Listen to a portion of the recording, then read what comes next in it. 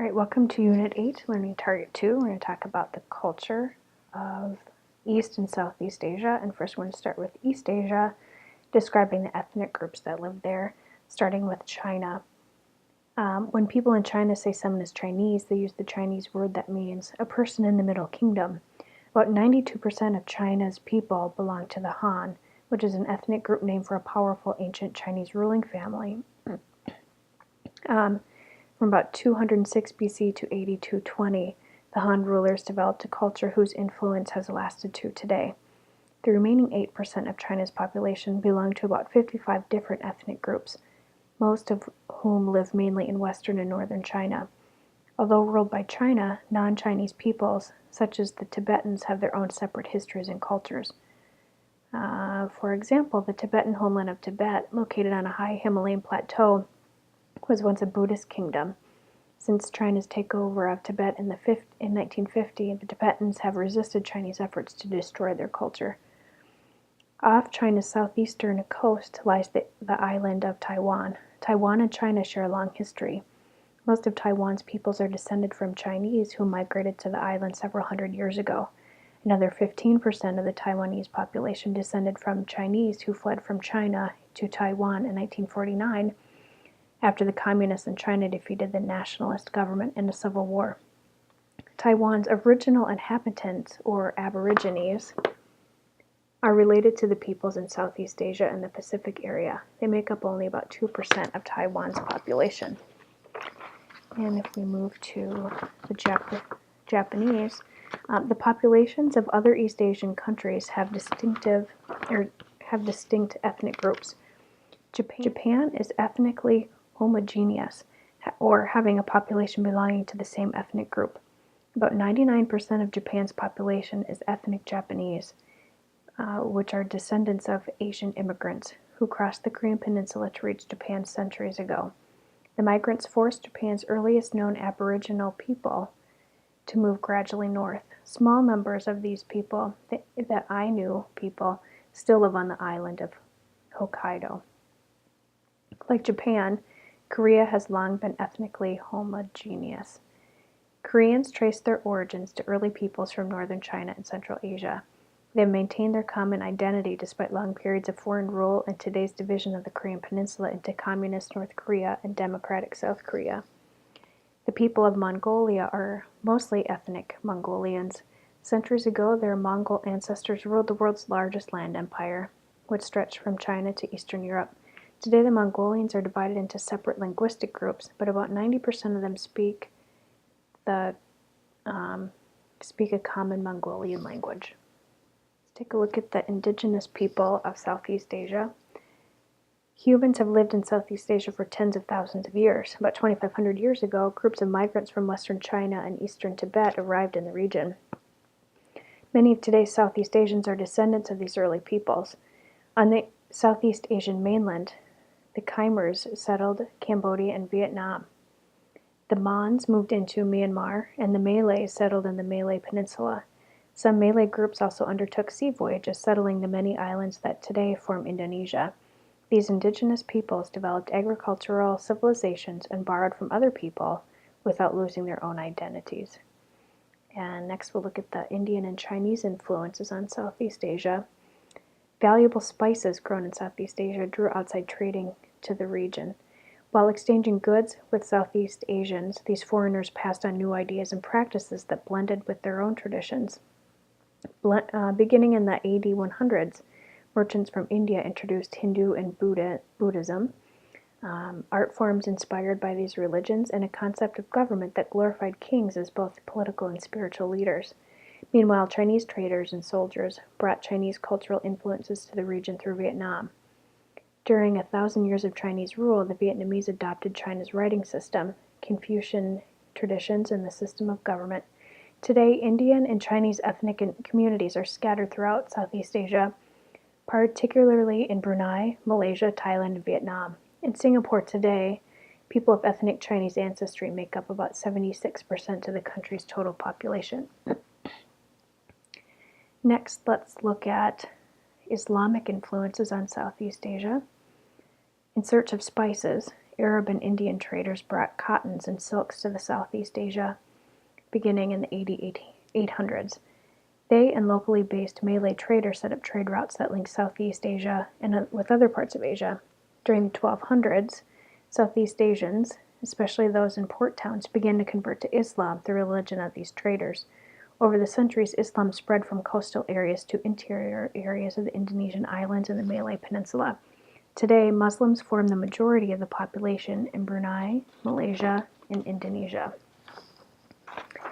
And let's take a look at Western colonization. During the 14 and 1500s, European explorers, like others before them, sought new sea routes to acquire Southeast Asia's spices. Their voyages eventually brought nearly all of the region, with the exception of Thailand, under European control. While exporting nutmeg, cloves, and pearls to Europe, European traders brought new products to Southeast Asia. For example, from Latin America, the Spaniards introduced various chili peppers that added new flavor to Southeast Asian cooking. When drinking coffee became popular in Europe in the 1600s, the Dutch began cultivating coffee trees, originally from the Arabian Peninsula, on various Southeast Asian islands. Okay, next we're talking about the migration pattern of East and Southeast Asia, and in general, that pattern is movement towards the cities. In recent decades, many people in China and South Korea have moved from rural, desert, or mountainous areas to the cities. Although most Chinese still live and work on farms, millions of people continue to migrate to high-growth urban areas.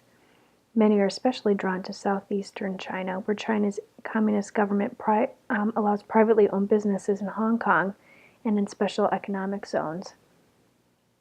For factories in these special zones, the arrival of migrants means plenty of available labor. In South Korea, many people also have moved from rural areas seeking industrial jobs in coastal cities. Politics, however, has affected migration on the Korean Peninsula. To escape communism, many people in the mid-1900s fled from North Korea to South Korea or to other countries, especially the US and Canada, seeking political and economic freedom. Today, South Korea has more than twice as many people as North Korea does, where the standard of living is much lower. For centuries, the majority of Southeast Asians lived in rural villages and farmed the land. Today, increasing numbers of the region's people are moving from rural areas to urban centers. This population shift has resulted from political conflicts and government policies, but greater economic and educational opportunities available in cities have also been factors.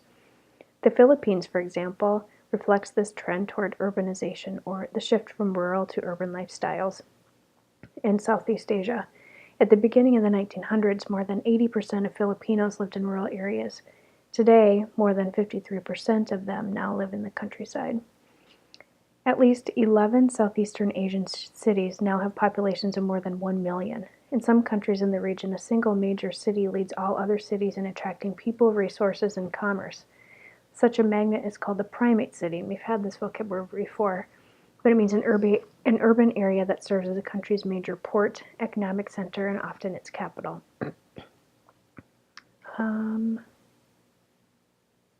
Bangkok, Thailand, and Jakarta, Indonesia, are examples of primate cities. Rapid growth in these and other urban areas has brought challenges as well as benefits.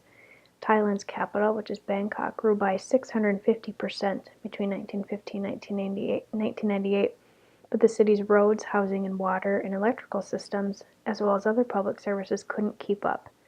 About 1 million people in Bangkok live in densely populated areas characterized by poor housing and poverty.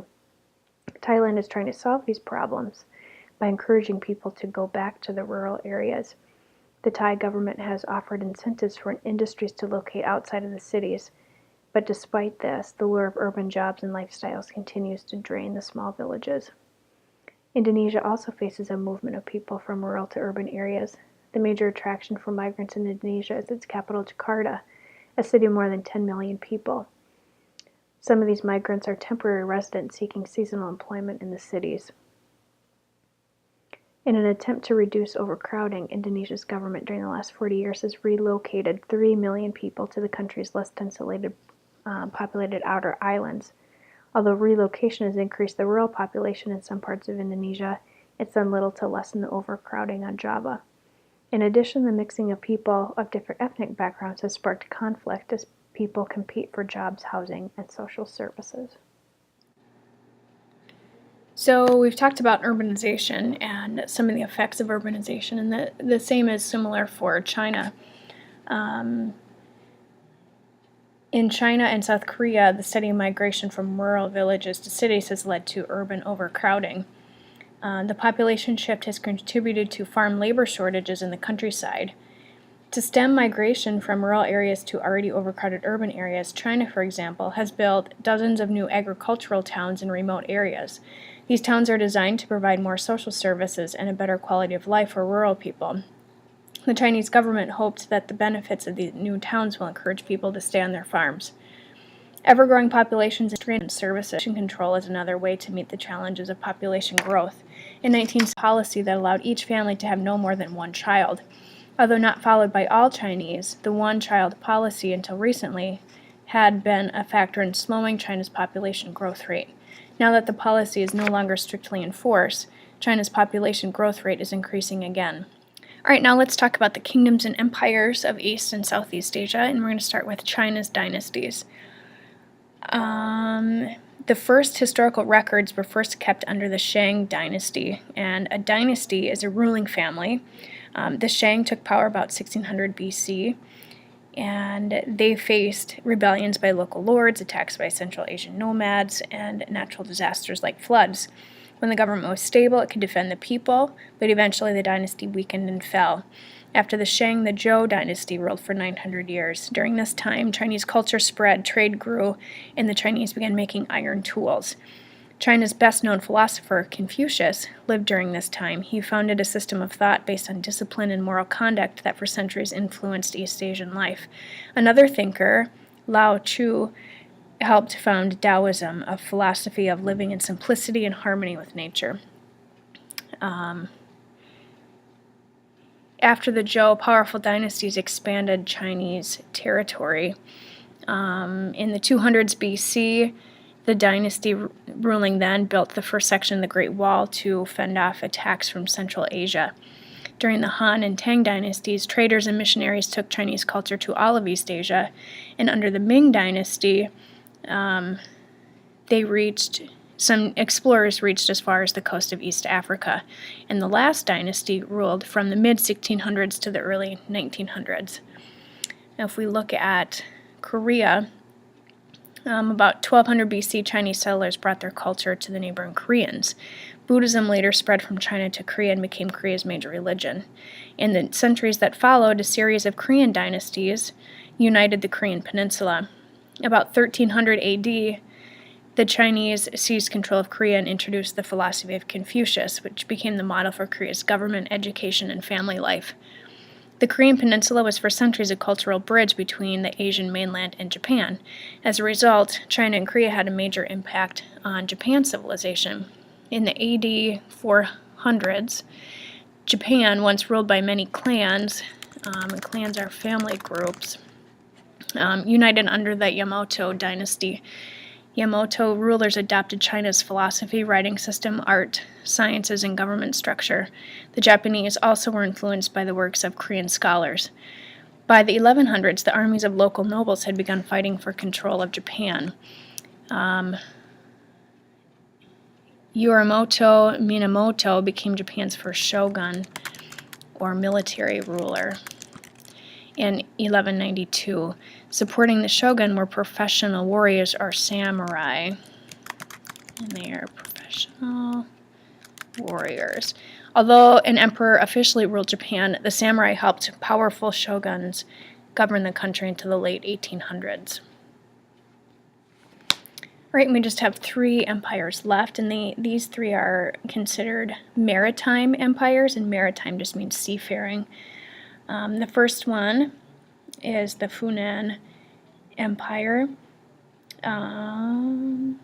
Southeast Asians living in the area of the Gulf of Thailand blended Indian traditions with their own.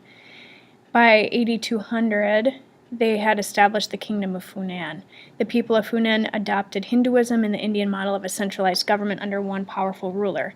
They became skillful goldsmiths and jewelers and developed an impressive irrigation system. As a maritime power, they traded with regions as far away as India, China, and Persia. The Khmer Empire is next. An abundance of crops grown in fertile river valleys and deltas brought wealth to mainland Southeast Asia. During the AD 11 and 1200s, the Khmer Empire flourished along the Mekong River and covered most of the Indochina Peninsula and the northern part of the Malay Peninsula. Technologically advanced in irrigation and agriculture, they used a complex system of lakes, canals, and irrigation channels to grow 3 or 4 rice crops every year. Although they were agriculturally advanced, they are best known for their magnificent architecture. The Angkor Wat is a temple more than 800 years old. It was designed to resemble the home of the Hindu gods and goddesses. A mixture of Indian and local styles, it is both a Hindu temple and a tomb for the Khmer ruler who built it. And the last one, we'll see if I can pronounce this, excuse me, is the Srivijaya Empire. It was based on the island of Sumatra. It controlled the seas bordering Southeast Asia from 600 to 1300 AD. Ancient trade routes from Africa to Southwest Asia to East Asia went through the Strait of Malacca and the Sunda Strait and linked to the Indian Ocean, the Java Sea, and the South China Sea. This empire used its navy to control the straits.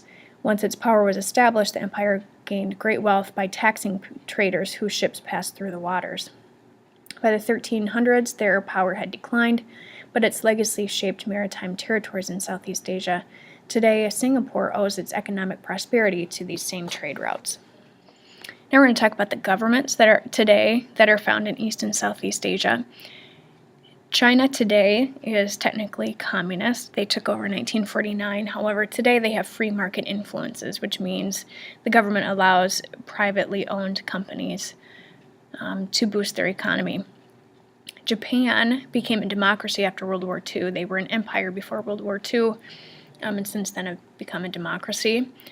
The Koreas, North Korea today is communist. South Korea today is democratic, which often creates problems, which a lot of you are aware of from the World Problems Packet. Mongolia became democratic after the Soviet Union collapsed. Indonesia, Philippines, and Singapore are all democratic republics. Brunei, Cambodia, Malaysia, and Thailand have constitutional monarchies, which means they have a constitution, but they also have kings and queens. And then Laos and Vietnam today are communist. All right, now let's talk about the languages that can be found in East and Southeast Asia. Let's start with China. Han Chinese, the most widely spoken language of China, has many dialects. Mandarin, the northern dialect, has become China's official language. It's taught in schools and used in business and government. Cantonese, the other major dialect, is widely spoken in southeastern China. Other languages of China include Tibetan, Manchu, and Mongolian dialects. Unlike Western languages that use letters that stand for sounds in spoken language, Chinese languages use ideograms. Ideograms are pictures or symbols that stand for ideas.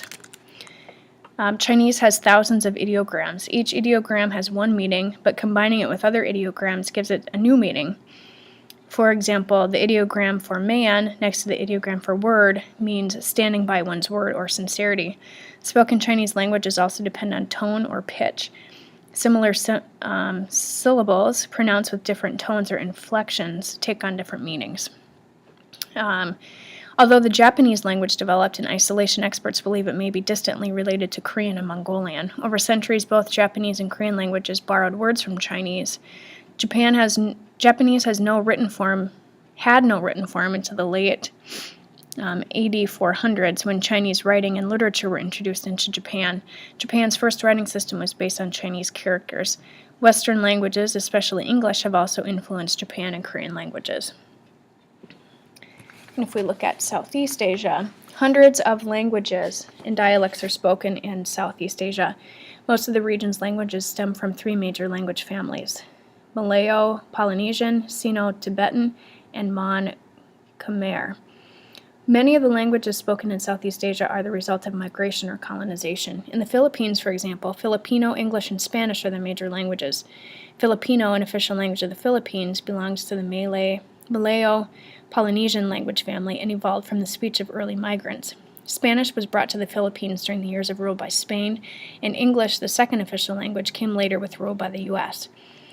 Chinese, Malay, Tamil, and English are the official languages of Singapore, reflecting the importance of global trade to this tiny island country. In Malaysia, where British influence was strong during the 1800s and early 1900s, English is the language most often used in business and daily life.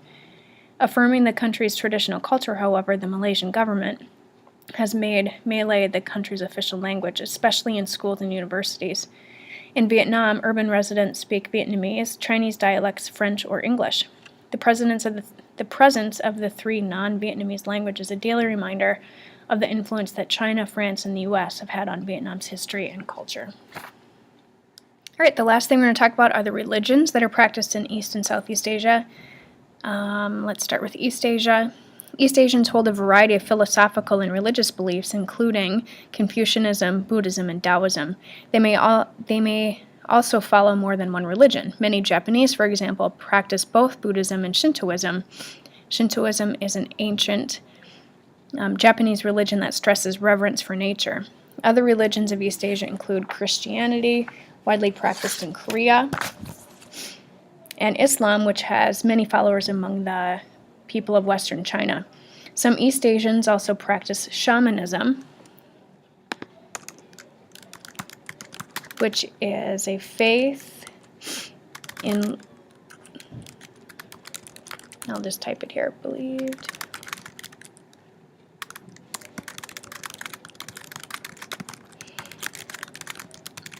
which is the faith in leaders that are believed to have powers to heal the sick and to communicate with spirits.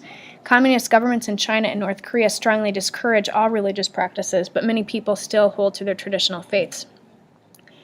Before communism, Buddhist religious leaders called lamas ruled in Mongolia and Tibet.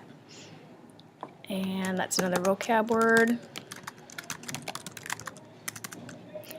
Buddhist